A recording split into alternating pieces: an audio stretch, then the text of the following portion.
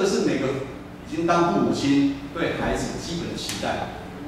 卖变态的后，会不会赚钱，会不会读书，在一节传道来讲，我觉得那个都是小事啊。但是撒该却在他人生的过程当中，他不断选择错误，最后他成为税吏。税吏在那个时候专门替外邦人跟富有的掌权者，向一些贫穷的人收取税金。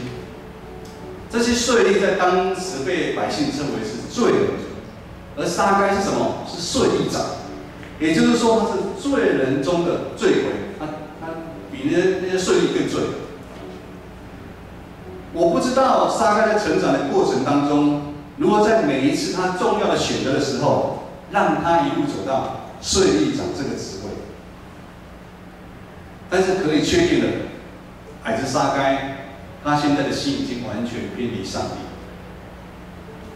今天的经文箴言7章1到5节，我们可以先来看看6节到23节，会讲一段很精彩的故事。这精彩的故事绝对不会说矮子撒该，如果引号来拍的话，一定会非常棒。但是有一个问题，如果将故事把它拍成电影的话，它可能会变成是限制级，或者是保护级。故事是这样说的：一个无知的少年人，他在晚上天黑的时候，他如同一只飞蛾，使命扑向一个有光的地方。这耀眼夺目的光是放荡妇人的家，也就是淫妇的家。故事接续的讲，这放荡淫妇打扮得成窈窕美丽，在大街小巷每一个路口站站停停。他在寻找引诱无知的少年人。要是机会一到，他就用他的甜言蜜语，用他窈窕美丽的身躯来吸引少年人。接着经文就说，他会将他带入他精心布置的陷阱里面，要将他的心、他的灵魂来偷走。这些放荡的妇人，他们很厉害，他们不止拥抱，他们亲吻年轻人，拉着这位无知的少年人进入他早已备好、很香的房间里面，对少年人安抚地说：“你不用害怕。我丈夫不在家，出外旅行，暂时不会回来。你可以安心爱我，整晚通宵狂欢，享受爱情到天亮。”你们想，引号，这个故事拍起来应该蛮精彩的。大家有没有觉得很精彩？应该有一限自己哦。可是最后的结局，其实是很凄惨的。这个少年人又忙又傻。跟着这被放荡的妇人享受片刻的欢喜之后，圣经记载说，他就好像一只被牵去宰杀的牛，他不知道他的生命已经完全不保。我们将火抱在怀里，衣服怎么不可能会烧掉呢？人如果走在炭火上面，他的脚岂不会烫伤吗？这个故事听起来很写实，很扎心。箴言书7章1节这么说。我儿啊，你要遵守我的言语，将我的命令存在心里。遵守我的命令，你就可以得存活。这故事中所描述的少年人，有可能就是我们在座的每一个人。我儿啊，你要遵守我的言语，将我的命令存在我的心里。上帝不断在呼喊我们，可是这是一项很难遵守的命令。因为放荡的妇人就如同肉体的情欲、眼目的情欲、今生的骄傲，是从五彩缤纷的世界引诱威力强大无比的地方来的。当我们的心不断受这个世界的引诱，羡慕这个世界，这个世界就会想办法将我们守在他所安排坚固的堡垒里面。这是一个陷阱，这是一个谎言。它让我们觉得在这个堡垒里面是最安全的，是最舒服的。在这个堡垒里面，我们可以享受一切我们所想要的，得到一切我们所想得到的，不管是金钱，不管是地位，不管是权势。但是这些如同毒品麻醉着我们，让我们自我感觉良好，享受着短暂的快乐，却要付上灵魂被夺去的下场。台湾受世俗价值观的影响越来越严重。我不晓得你们感觉，在工作上的职场上面，你争我夺，讲话不算话。在一级传道刚出社会的那个年代，我做的行业其实动辄百万、千万，但是我跟客户常常一诺千金。合约的东西是这近10年才开始有，以前真的一诺千金。他说我要给你买，他说我要租，马上已经 OK， 而不是现在很多晚上讲 OK， 明天早上反悔。家庭功能瓦解，我们婚姻失去了责任感，父子兄弟为了钱反目成仇，以至于离婚、自杀、忧郁症、拖欠。造成社会的混乱的现象，一个一个的跑出来。另外，这放荡的妇人最厉害的一点，还有一点，他就是将我们从小以来所遭受的苦毒伤害，我们的嫉妒、我们的骄傲，甚至是我们的自大，我们要面子，一样守在这个坚固的堡垒里面。这也是一个陷阱，更是一个谎言。它让我们感觉到，我们一生就只能这样子，我们一生就这么没有用。目前所遇到的问题是无解的，让我们自暴自弃，让我们抬不起头来，让我们永远受它的控制，让我们一步也没办法离开它所设定好坚固的堡垒。为什么我们的心这么简单就受世俗的引诱？孩子撒该也是这样。无知的少年人也是这样。当我们的始祖亚当跟夏娃在伊甸园犯罪以后，因为离开生命的源头耶和华上帝，人的心彻底的堕落，被欲望所控制，人变得越来越贪婪，常常想为了自己想要得到更多的东西，凡是照着自己的意识来走来行。甚至已经想要成为上帝，而你自己却不知道，离开赏赐生命的源头越来越远。纵然赚得全世界，却会失去生命。在社会上，很多人看为好、看为有体面的董事长、老板，其实他们的心里面很多不安的心总是存在的。他们不安的心就好像一只在大海当中的一只船一样。他其实一直盼望着有一个港口可以给他来靠岸，但是靠我们的自己的力量，我们没办法脱离罪的辖制。这撒该的心境何尝不也是这样？无知少年人几乎毫无反抗之力。那我们如今的情况又是如何？你的情况现在是如何？约翰福音书3章16到17节的是大家很熟悉的一段经文，也是一些传道最爱的一段经文。神爱世人，甚至将他独一的儿子赐给他们，叫一切信他的人不至灭亡，反得永生。因为神差他的儿子是上来，不是要定世人的罪，而是要使世人因他而得救。神不是来审判我们，乃是要来救我们。罪把我们和上帝彻底的拆离了，罪使我们和上帝不守原本我们和上帝的约定。我们人不守信用，人会失信，但是上帝绝对不会失信。上帝爱世人，将耶稣基督钉在十字架上，用他的身体，用他所流的血来代替我们所犯的罪。因为耶稣基督的牺牲，将原本隔开我们跟上帝连接的那道鸿沟，重新的又连接起来。我们重新得到复活的生命，因为耶稣基督的牺牲，我们才有可能脱离放荡妇人的引诱，以及来自魔鬼不断对我们的控诉。某某人，你已经没用，你是没人爱的，你的人生已经没有希望了，你碰到的问题是无解的。各位弟兄姐妹，当我们今天能够坐在这边，其实是非常幸福。在台湾2400万，只有50%是基督徒，但是这5%里面，又有几%的人来到教会。很多人其实已经离开教会，他是挂名的基督徒。所以我们每一个人其实就是来教会，绝对不是来参加好像俱乐部，好像一个活动一样。我们其实心里面有一颗心，一直想寻找，我们要经历更多上帝对我们的恩典与慈爱。因为上帝是他用他儿子耶稣的宝血将我们重价买回来的。我们千万不要忘记，我们是上帝宝贝儿子这个尊贵的身份。箴言书7章第1节：我儿，你要遵守我的言语，将我的命令存记在心。遵守我的命令，就得存活。这是上帝对每个基督徒爱的命令。我们爱孩子，所以我们会限制他，这个不能做，这个不能做，因为我们知道他去做了，他就会烫到，他就会伤到。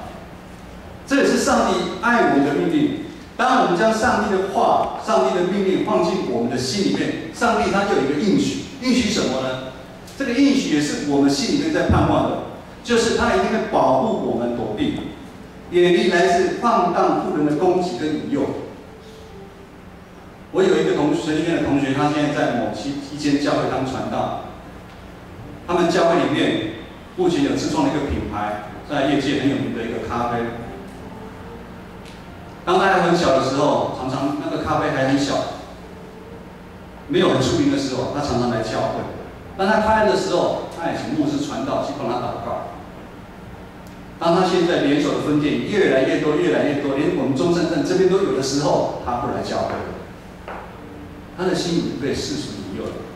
当他在经营事业的时候，因为牛奶发生了问题的时候，他又跑回来教会，请求教会人传道，你替我祷告，你来帮助我。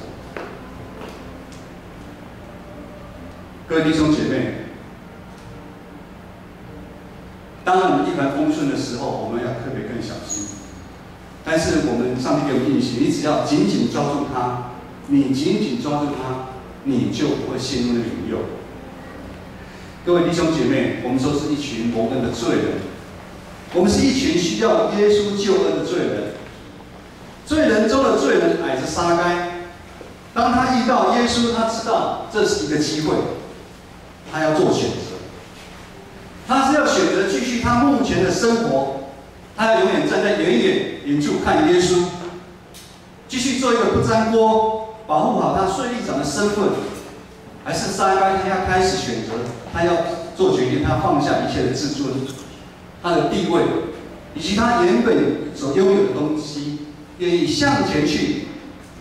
然后撒该不怕人的讥笑，用他矮小的身躯，一步一步爬上希望的树，去找寻那一个赏赐生命源头的机会。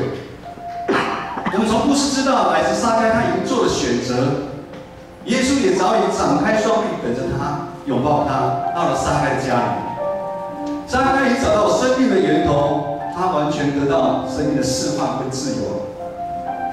各位弟兄姐妹，神已在这里，就在这一刻，我们也要再一次做出选择。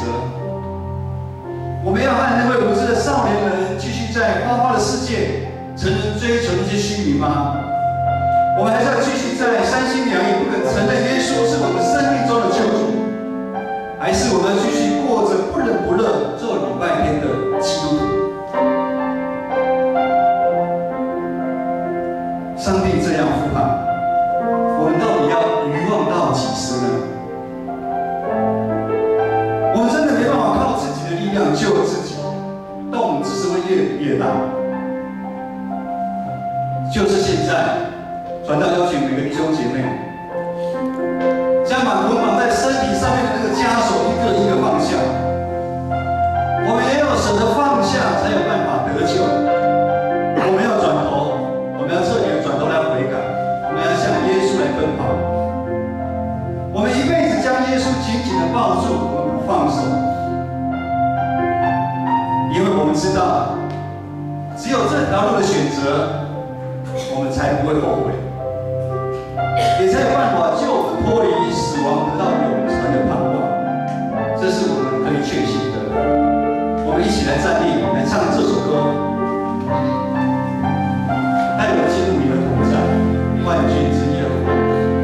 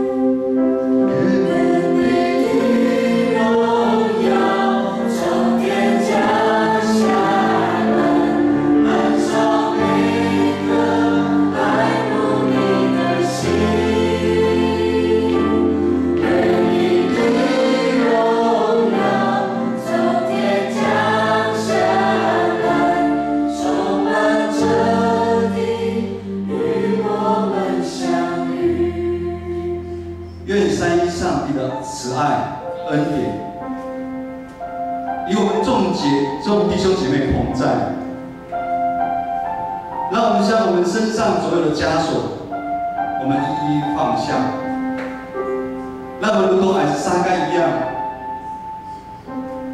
我们勇敢地爬上那希望的树，因为树上有我们想要得到的生命的源头。我们这样的祷告祈求，奉靠耶稣的名，阿门。